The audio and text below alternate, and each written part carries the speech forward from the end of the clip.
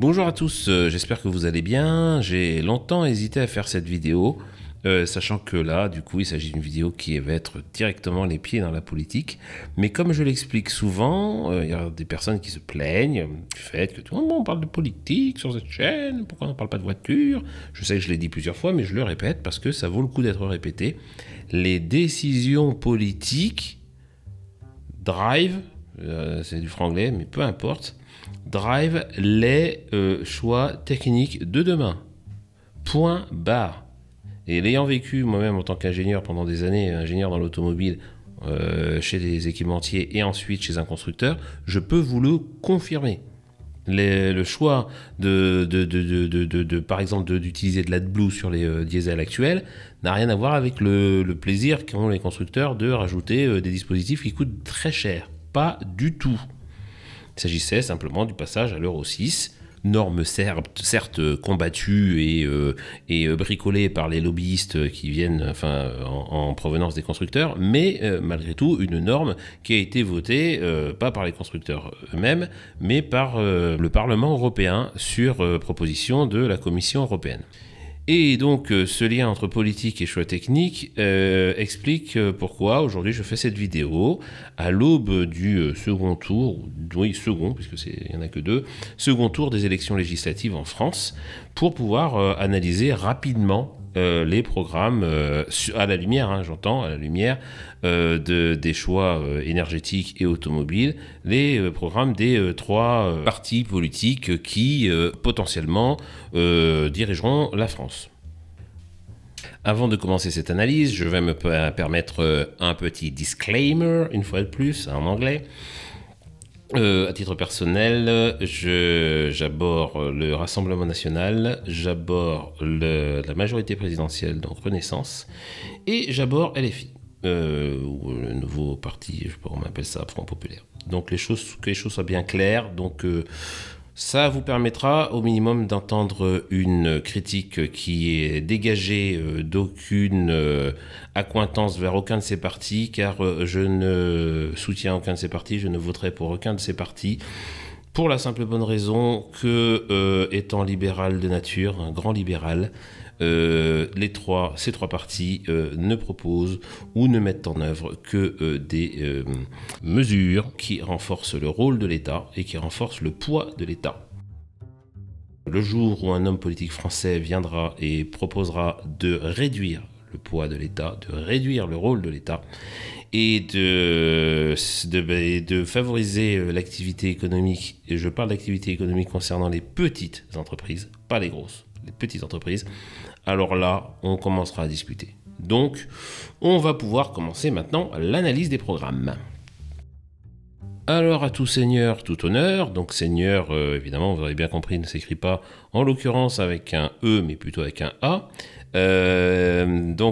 Programme du parti dont je ne comprends pas quel est le nom, puisque j'ai compris qu'autrefois c'était En Marche, c'est passé par Renaissance, et aujourd'hui on ne comprend plus rien ensemble, peu importe. Bon, donc, parti de la majorité présidentielle actuelle, j'entends, avec donc Gabriel Attal pressenti comme nouveau Premier ministre, semble-t-il, enfin ancien / nouveau Premier ministre, si on en croit la photo qui est placardée tout en haut du programme, en PDF, téléchargeable sur Internet. Donc les mesures, il y a des mesures qui sont en rapport avec la réduction des gaz à effet de serre. Donc j'en ai trouvé deux grandes, on ne va pas s'étaler sur l'ensemble du programme évidemment, mais deux grandes mesures qui sont en rapport avec l'automobile. Alors d'ici 2030, nous baisserons de 55% les émissions de gaz à effet de serre par rapport à 1990. Pour cela, nous baisserons de 20% supplémentaires les émissions de gaz à effet de serre d'ici 2027, en maintenant le rythme inédit atteint l'an passé, qui, semble-t-il, est de moins 6%.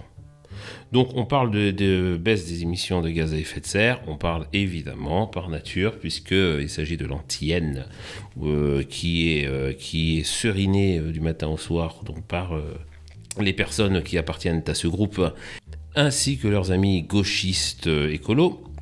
Il s'agit donc de la baisse d'utilisation ou la réduction de l'utilisation des énergies fossiles. Et là, en l'occurrence, alors j'ai pas vu dans le programme, enfin j'ai pas entendu parler dans ce programme, ou j'ai pas lu de sujets concernant donc les ZFE, les ZTL, ou encore l'interdiction des moteurs thermiques à l'horizon 2035, ce qui tendrait à prouver, donc par l'absence de texte s'y référant, ce qui tendrait à prouver que le chemin qui a été pris, donc la roadmap qui a été prise donc, et mise en œuvre par ces personnes, reste la même. Et pour ce faire, donc il y a un gros encadré en bleu qui dit « Nous mettrons en chantier 14 nouveaux réacteurs nucléaires pour assurer l'indépendance énergétique de la France et aller vers une économie sans carbone. » Alors, entre les deux, entre la promesse de baisse des gaz à effet de serre, enfin des émissions de gaz à effet de serre, pardon, et la mise en chantier des réacteurs nucléaires, une phrase: nous proposerons chaque année 100 000 véhicules électriques en leasing social pour permettre aux Français de classe moyenne et populaire de choisir un mode de déplacement non polluant. Bon, vous savez qu'il y a beaucoup de choses à dire là-dessus. Première chose évidemment à dire, c'est que n'importe quel ingénieur qui a travaillé légèrement ou même beaucoup dans le nucléaire, ce qui est mon cas, moi c'était plutôt légèrement puisque j'y ai passé que 2 ans et demi, c'est que pour qu'un réacteur nucléaire soit fonctionnel, il faut quelques années. Voilà, donc je ne connais pas exactement la technologie là, qui est retenue, mais une centrale nucléaire, si vous arrivez à la faire fonctionner en 10 ans, vous êtes pas mal. 10 ans, je parle, entre la déclaration d'intention du politique et la centrale qui fonctionne, et qui fonctionne, non seulement qui fonctionne, mais qui fonctionne et qui est capable de générer de l'électricité, et de générer de l'électricité sur le long terme. Pas simplement un prototype qui fonctionne gentiment pendant quelques minutes. Hein. Donc 10 ans, je suis gentil. On est plutôt en général entre 15 et 20. Donc, mise en chantier des nouveaux réacteurs nucléaires, moi je veux bien. Mais enfin, de là, vu qu'on est en 2024, 2035, fin des voitures thermiques, ça va faire un peu juste. Hein. Ça va faire un peu juste. Alors certains me diront, ouais, mais les voitures à pétrole, elles vont continuer à rouler après. Oui, certes. Mais enfin, en attendant, ça va faire un peu juste. Pas d'explication de la manière dont ceci va être financé, vu les comptes absolument désastreux. Enfin, l'état financier absolument désastreux de la France, au point où même l'Union européenne commence à grincer des dents, voire même le FMI, concernant la dette, et non seulement la dette, mais le déficit annuel. Donc là, il n'y a pas de... Je sais pas, ils savent pas, enfin, ils disent pas comment ils vont financer 14 réacteurs nucléaires. Rien que ça. Alors, ils parlent également d'assurer l'indépendance énergétique de la France. Donc ça signifierait en fait que les réacteurs nucléaires dont ils parlent fonctionnent par eux-mêmes. Qu'il n'y a pas de besoin de... Il n'y a pas besoin de ressources naturelles ou de matière. Bon, je me permets de rappeler aux Béotiens, que semblent être les personnes qui ont écrit ce programme, que les centrales nucléaires, enfin les réacteurs nucléaires, quels qu'ils soient, bon, ils ont besoin de... on dit combustible, c'est pas le bon terme, mais bon, on va l'utiliser, ça simplifiera. Plutonium, uranium. Je rappelle que les producteurs, les pays les plus gros producteurs d'uranium, les mêmes personnes qui écrivent, ou du moins les amis des personnes qui écrivent dans ce programme, se sont fâchés avec une bonne partie des plus grands producteurs d'uranium et de plutonium. Donc je ne comprends pas le concept d'assurer l'indépendance énergétique. Voilà. Déjà que lorsque la France était en termes pas trop mauvais avec ses producteurs, le concept d'indépendance n'existait pas par nature, puisque dans le sous-sol français, du plutonium et de l'uranium, il n'y en a pas en quantité suffisante pour pouvoir faire tourner les réacteurs nucléaires que nous avons aujourd'hui. Alors 14 de plus. Bref. Donc en fait, encore une promesse en l'air qui est écrite avec les pieds et qui n'a, comme d'habitude, absolument aucun sens. Grand classique. On va pas faire de politique politicienne, mais enfin vous avez compris ce que je veux dire. Alors on revient au centre, à la proposition centrale, celle qui est entre les deux, qui est en sandwich. Nous proposerons chaque année 100 000 véhicules électriques en leasing social. Alors j'avais cru comprendre qu'en début d'année, ce leasing social il avait été arrêté faute de financement. et que les ventes de véhicules électriques, enfin que la progression de nombre de véhicules électriques sur le territoire avait pris un coup. Bon, de la même façon, ça va être intéressant de se poser la question de savoir comment ils vont financer tout ça, puisqu'il y a 2 mois, ils ne pouvaient pas le financer. Bref, et on va donc terminer on va terminer la phrase, permettre aux Français de classe moyenne, alors je ne sais pas trop ce que ça signifie classe moyenne, alors peut-être il faudra regarder les indicateurs de l'INSEE, et populaire, voilà, de choisir un mode de déplacement non polluant. Bon, on va peut-être pas refaire l'ensemble des vidéos qui ont été faites sur cette chaîne concernant le concept de non-pollution des voitures électriques, qui est selon soit un mensonge, soit une imbécilité, soit une escroquerie. Enfin, vous choisissez, hein, ou soit les trois. Voilà. Donc voilà, ceux qui ne savent pas, je vous encourage, on va pas la refaire ici, c'est pas nécessaire parce que ça fait des années. Alors là, c'est pareil, hein, je vais me jeter des fleurs, mais ça fait des années que cette chaîne parle de ça, parle du fait que les voitures électriques, en tant que telles, sont pas forcément une mauvaise idée, mais que nous les vendre comme déplacements non polluants, faut vraiment arrêter de dire des bêtises, parce que sur certains points, elles le sont même plus que les voitures tournant aux dérivés pétroliers. Voilà. Et là, j'ai un grand coup de narcissisme. Vous aurez remarqué, et c'est tout à fait vérifiable, il suffit d'aller voir les vidéos sur cette chaîne, que s'il y a bien une chaîne YouTube, ou en tout cas s'il y a bien un média de manière générale, qui alerte à ce sujet depuis longtemps et de manière répétée, c'est bien cette chaîne, Voiture et Ingénierie. Donc, comment dire encore une fois, des promesses complètement grotesques, écrites par des gens apparemment sans la moindre connaissance de ce qu'ils écrivent, et probablement absolument et totalement abrutis. Bon, on passe au programme du de ce qui est appelé le nouveau Front populaire. J'avais entendu dire à l'école que le Front populaire datait de 1936. Il s'agissait d'une coalition de gauche qui avait permis des choses extraordinaires, comme la première semaine de congés payés. Les Français étaient très heureux. D'ailleurs, un film extraordinaire d'Audiard un vrai film d'Audiard, parce qu'en général, les films que l'on qualifie de Michel Audiard sont des films qui sont dialogués exclusivement par Michel Audiard, mais celui-ci est non seulement dialogué, mais également réalisé. Ce film s'appelle Vive la France et qui parle en effet de cette période, entre autres, et de la période post-1945.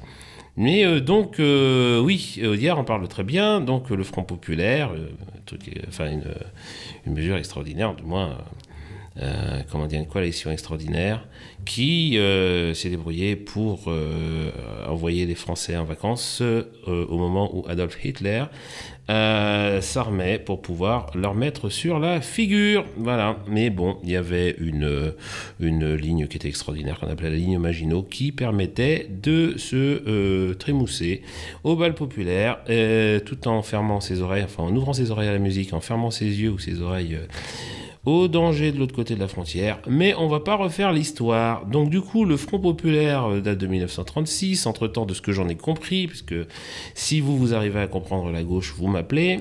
De ce que j'en ai compris, c'est un nom qui a été récupéré, je ne sais pas si c'est au niveau juridique, par un certain Michel Onfray, qui a monté un business avec ça.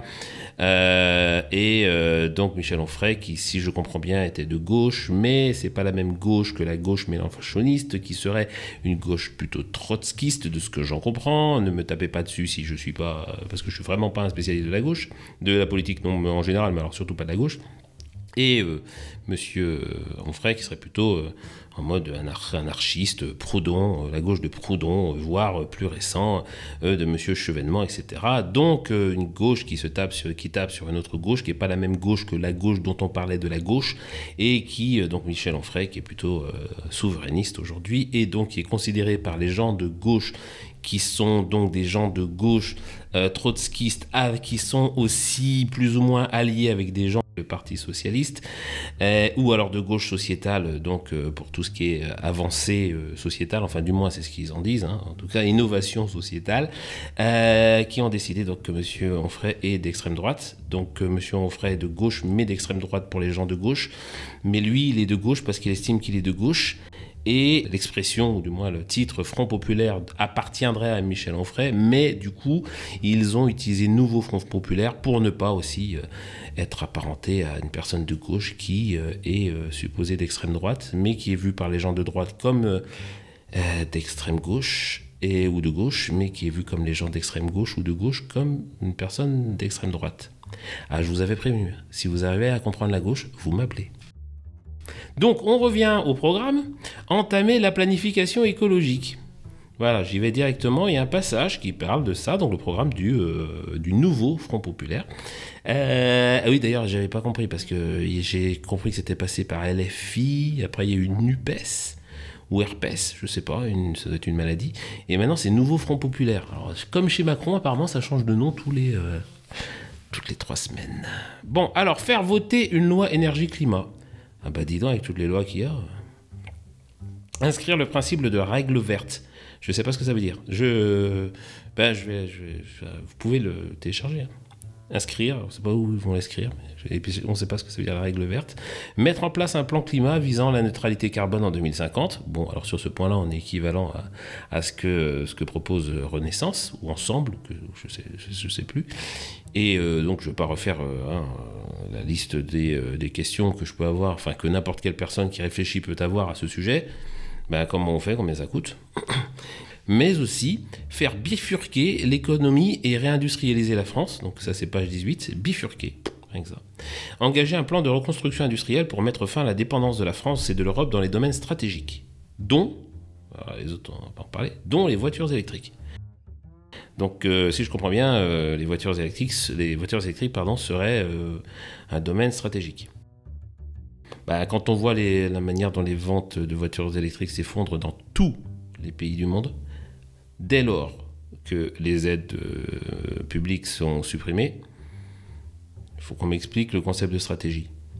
Lorsqu'on voit également, parce que la dernière vidéo dont j'ai parlé des voitures chinoises qui sont prêtes à envahir l'Europe, qui là, il y a une grosse taxe qui va être mise par Tata Ursula qui pique sa crise, mais elles sont là pour envahir l'Europe. Alors d'un côté on se dit oh là là, ça va être la fin des voitures européennes, mais en même temps on se pose la question de savoir pourquoi ça fait 1 an qu'elles sont là et puis qu'elles regardent les gens sur le port d'Anvers, hein, ou d'Anvers. Et d'ailleurs, comme disait Coluche, vous devriez visiter Anvers, rien que pour l'endroit. Donc où est-ce que j'en étais? Donc ouais, quand on voit qu'elles ont du mal à rentrer, on va se poser la question de savoir ce que l'on entend par domaine stratégique. Mais bon, pardon. Donc il y a le mot voiture une fois dans le programme, et il y a le deuxième mot voiture lorsque, pour l'émancipation de la jeunesse, s'appelle le paragraphe, créer un dispositif de billets unique ouvert aux jeunes permettant d'accéder à l'ensemble des trains, transports en commun ainsi qu'aux vélos et voitures en libre service du territoire français. Bon. Ah si, quand même, si. Développer les transports publics et écologiques. Alors on a mettre en place un plan rail et fret, créer des services express régionaux, adopter un moratoire sur la fermeture des petites lignes et les rouvrir dès que possible. Ouais. Ouais, si vous habitez... allez, je balance un village qui me vient à l'esprit comme ça. Si vous habitez à Brélidy, vous savez, à proximité de Guingamp, ceux qui sont les Bretons à faire des bons... Ah, ils connaissent Brélidy. Oui, je connais bien Brélidy. Vous habitez à Brélidy, on pourra réouvrir toutes les lignes de chemin de fer qu'on veut. Ou si vous habitez à Fréchou-Fréchette, entre Tarbes et Bagnères de Bigorre. Devrais-je dire entre Tarbes et Bagnères de Bigorre. Eh bien, ce sont que 2 exemples de petites communes, mignonnes hein, par ailleurs, qui n'ont jamais été desservies par le train, ni par les grandes lignes, ni par les petites. Mais aussi des communes rurales dont l'entretien, je parle l'entretien des voiries, l'entretien des canaux, des champs, des forêts, peu importe, des chemins, repose sur les agriculteurs, les chasseurs, qui ne se déplacent pas en train. C'est pas qu'ils veulent pas, c'est qu'il n'y a pas. Donc, le moratoire sur la fermeture des petites lignes, moi je veux bien. C'est plutôt une bonne chose, en passant, il n'y a pas à dire. Mais bon, on va pas tout faire avec ça. Hein. Autre mesure, garantir des tarifs accessibles et des mesures de gratuité. Alors c'est toujours, voilà, pour les jeunes et les précaires, toujours. Dans les transports publics et baisser, en passant, il va falloir définir ce que c'est qu'un jeune et qu'un précaire, hein, parce que bon, peu importe. Et baisser la TVA sur la tarification des transports en commun à 5,5%. Ben voilà, on peut défendre cette mesure, hein, à titre personnel, pourquoi pas. C'est pareil, hein, le delta entre les 5,5 et les, je sais pas si c'est 20 aujourd'hui, mais je sais pas comment ils vont financer, mais bon, c'est pas grave. Mais aussi et surtout, ben, ça règle pas le problème. Comment on s'occupe des personnes qui habitent en campagne. Et même dans les campagnes, alors en ville, je connais peu, j'ai peu vécu. Je n'ai pas vécu en ville, honnêtement. Je me suis toujours débrouillé pour me tenir très loin de la ville. En tout cas, vivre en endroit urbanisé, oui, mais en ville, non, j'ai jamais vécu en ville. Mais même, si vous avez transport en commun, vous avez 4 enfants, pour trimballer des packs d'eau et des couches culottes. Dans le métro, enfin le métro, je répète, j'ai pas vécu en ville, mais en tout cas dans le train, c'est pas évident. C'est coquin, c'est très coquin.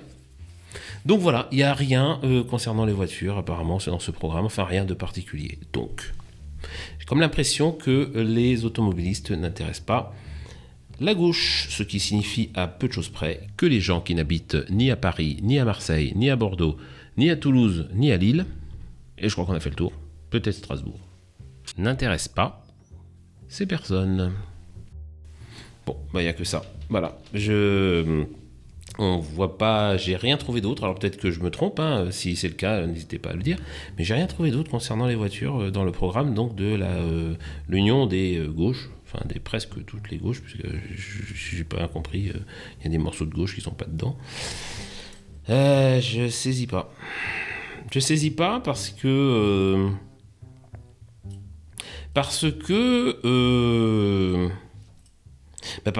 la colère des Gilets jaunes, par exemple, on l'oublie hein, aujourd'hui, la colère des Gilets jaunes, il y a quelques années, était à la base concernant l'impossibilité d'utiliser leur voiture, sachant que des augmentations tarifaires étaient prévues sur le carburant. La révolte des Gilets jaunes est en rapport avec l'automobile. C'est même pas en rapport avec l'automobile, c'est le déclencheur. Enfin, c'est pas l'automobile le déclencheur, ce sont les choix politiques, une fois de plus, concernant l'automobile, qui sont le déclencheur. Je ne comprends pas. Je comprends pas. Voilà, on est sur donc des personnes qui parlent au peuple, en théorie, hein, si je comprends bien, ces personnes marxistes, léninistes, etc. En théorie, normalement, le peuple, c'est leur truc. Mais la colère du peuple, d'il y a quelques années, concernant les voitures, je sais pas, je le vois pas. Alors, je vois pas. Eh bien, on va pouvoir glisser maintenant vers le grand favori de du moins de ce qu'en disent les analystes politiques avec un Z comme un analyste. Alors, un analyste politique qui parle donc du Front National, enfin ex-Front National, ou du Rassemblement National maintenant, comme étant le grand favori de cette élection, et avec un programme qui semble légèrement différent des programmes précédents, en tout cas en matière d'automobile, parce que déjà il s'en distingue par le fait que déjà il parle de voitures, et pas que de voitures électriques, je parle du programme, hein, mais aussi de baisse claire de la TVA sur l'ensemble des produits énergétiques. Alors là on le voit sur la page, il me semble que c'est la page 4 en effet, où on voit baisse de la TVA sur l'ensemble des produits énergétiques. Alors, c'est pareil, c'est pas chiffré. Alors non seulement c'est pas chiffré en termes numéraires, parce que ça signifie quoi baisse de la TVA? C'est baisse de combien? De 20% à combien? De 20 à 19,6? De 20 à 5,5? De 20 à 2? De 20 à combien? C'est pas très clair. C'est pas très clair. Et aussi, il serait intéressant pour rester dans le domaine de l'automobile, hein, du moins, puisqu'il y aura pétrole évidemment et électricité, il serait intéressant quand même de se poser la question concernant les produits pétroliers, Pour rappel, les taxes sur les produits pétroliers, du moins sur le gasoil ou le super que vous allez acheter à la pompe, vous avez tout d'abord la TVA sur le produit brut, ensuite vous avez la TICPE, et ensuite vous avez une TVA sur la TICPE. En l'occurrence, vous avez une TVA sur une autre taxe. J'ai du mal à comprendre l'aspect intellectuel là-dessus, et surtout l'aspect constitutionnel, mais bon, on n'est pas là pour parler de ça. Donc vous avez 2 TVA en fait, qui se superposent lorsque vous achetez votre essence. Donc de quelle TVA Monsieur Bardella parle-t-il, ou du moins ses conseillers parlent-ils? Et de quelle baisse parle-t-il? Et aussi surtout, comment il va la financer? Alors, il y a aussi un point d'une importance capitale qui est la sortie des règles, enfin importance capitale pour les personnes qui roulent en voiture électrique, sortie des règles européennes de fixation des prix de l'électricité. Pour simplifier en effet les règles européennes actuellement dans lesquelles ont plongé avec plaisir les dirigeants français depuis quelques années. La reine en l'occurrence ont pour effet d'indexer le prix de l'électricité sur celui du gaz. Bon, depuis la fameuse guerre en Ukraine, les prix du gaz, vous le savez, ont augmenté pour X raisons, parce qu'on n'achète plus du moins officiellement de gaz à Poutine, mais on l'achète directement à Joe Biden, qui apparemment, en termes de capacité énergétique, est très équipé, mais en termes de capacité cognitive et intellectuelle, semble pas l'être au vu de son dernier débat avec Donald Trump. Enfin bref, donc on l'achète à Joe Biden, et du coup le gaz il vient par gazier, etc. Il coûte un pognon astronomique, et il est vrai que fixer les prix d'électricité sur le gaz, du coup l'électricité s'est envolée. Donc, possesseur de voiture électrique, si M. Bardella met en œuvre en effet son programme, il semblerait que le prix de l'électricité puisse descendre. Comme on dit de l'autre côté de la Manche, wait and see. Autre sujet, seul programme parmi les 3 partis principaux, en tout cas les 3 partis les mieux placés concernant les législatives, en tout cas en termes de projection, seul programme à parler de l'interdiction de la vente des voitures à moteur thermique à l'horizon 2035. Et le programme de M. Bardella est clair, le programme du Rassemblement national de manière générale est clair. Je le lis. Renoncer à l'interdiction de la vente des voitures à moteur thermique à l'horizon 2035 et inciter les constructeurs français à développer des véhicules propres abordables.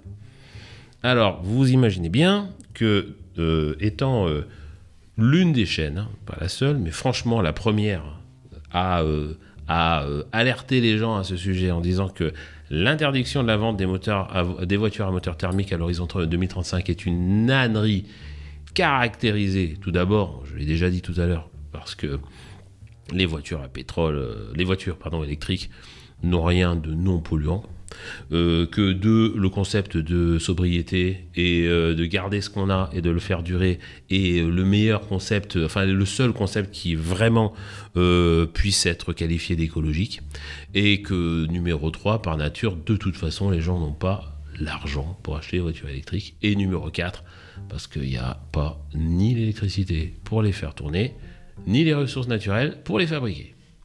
Donc, cette proposition du Rassemblement national, évidemment, en théorie, devrait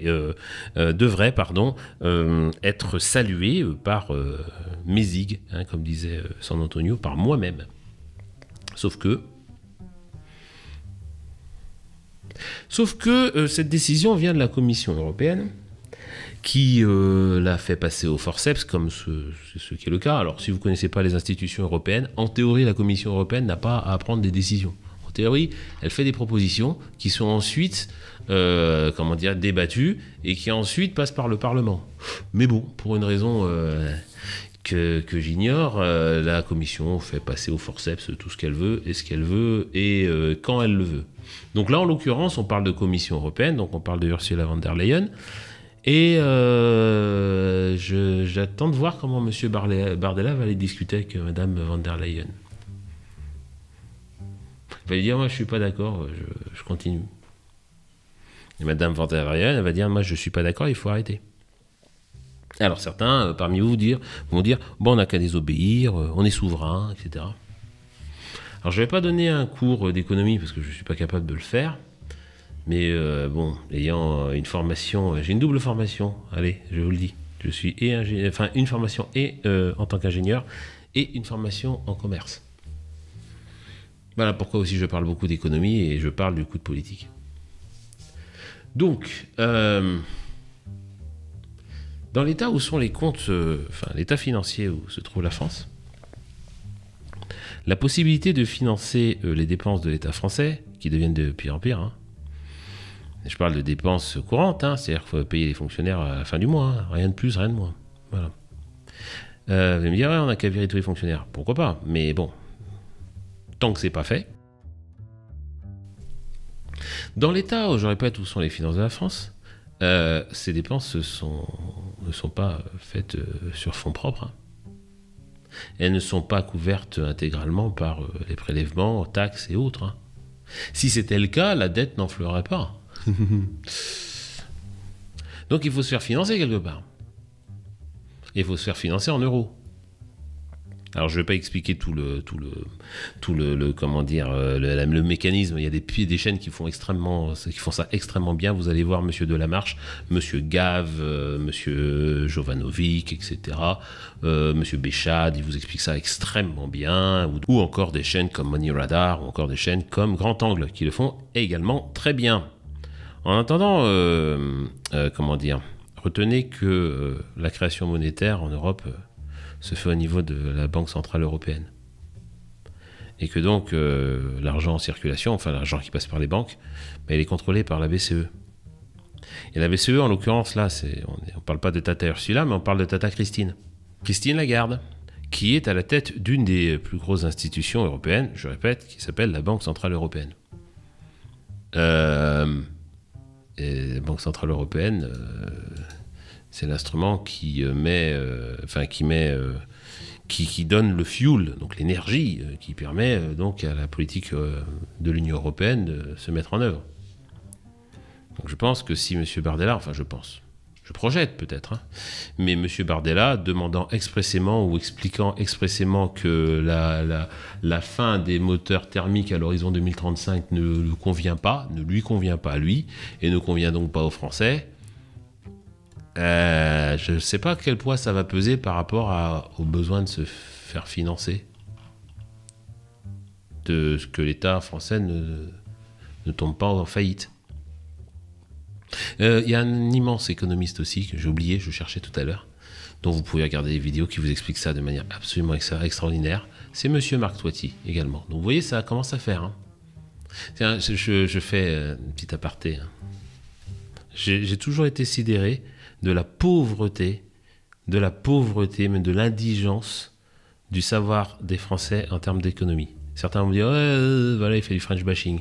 Si vous voulez, si vous voulez pas vous regarder en face, vous savez, il y a plein d'autres chaînes. Voilà, vous n'êtes pas obligé de rester ici.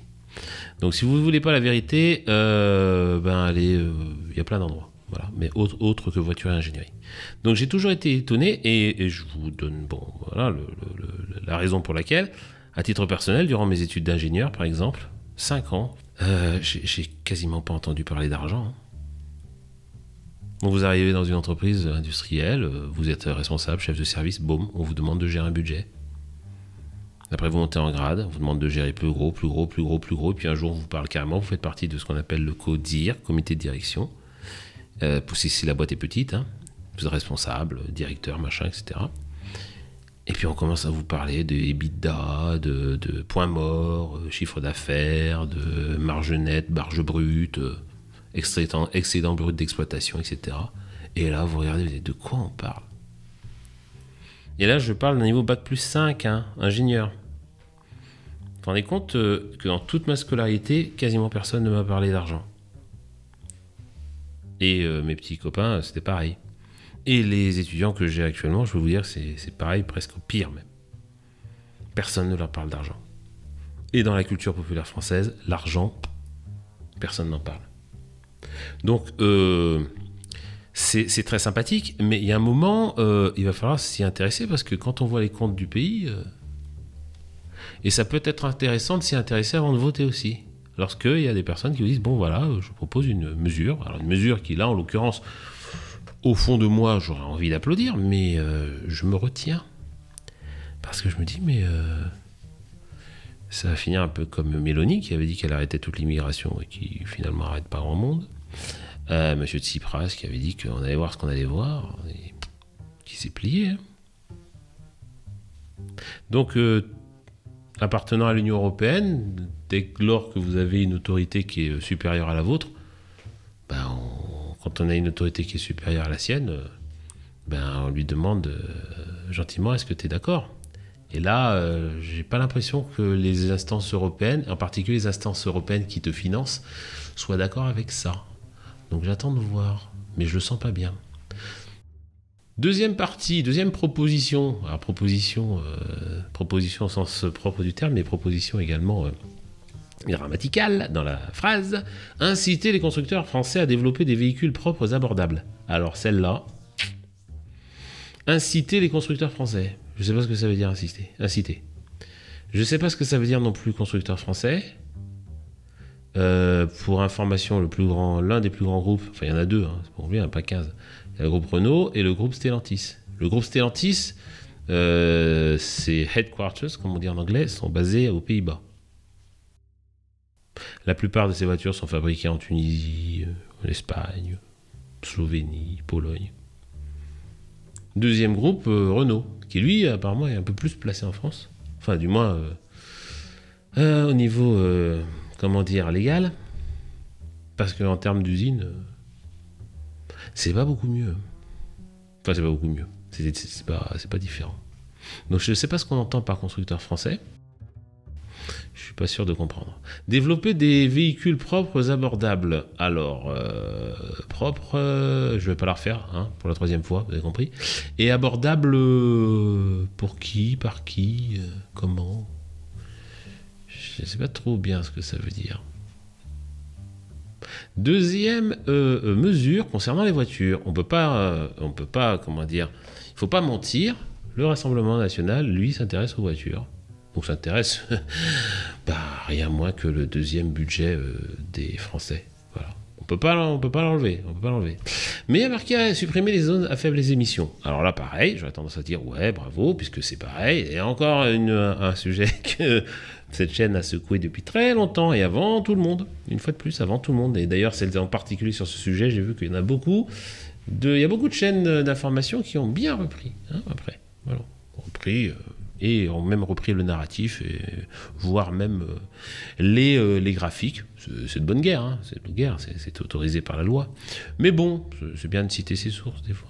Supprimer les zones à faibles émissions. Ouais, pourquoi pas. J'aurais tendance à dire juste, ok, moi, automobiliste, j'ai besoin d'aller en voiture en centre-ville. Moi, automobiliste pauvre, j'ai une vieille 206 diesel et j'ai pas 36 solutions pour aller en centre-ville. C'est vrai.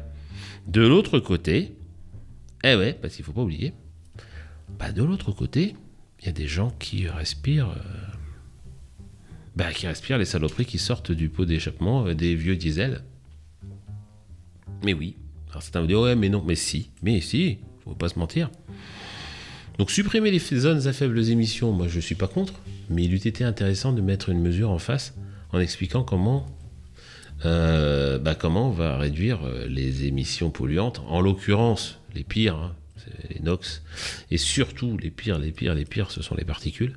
Supprimer les zones, comment on va réduire ces émissions polluantes pour les gens qui vivent en ville.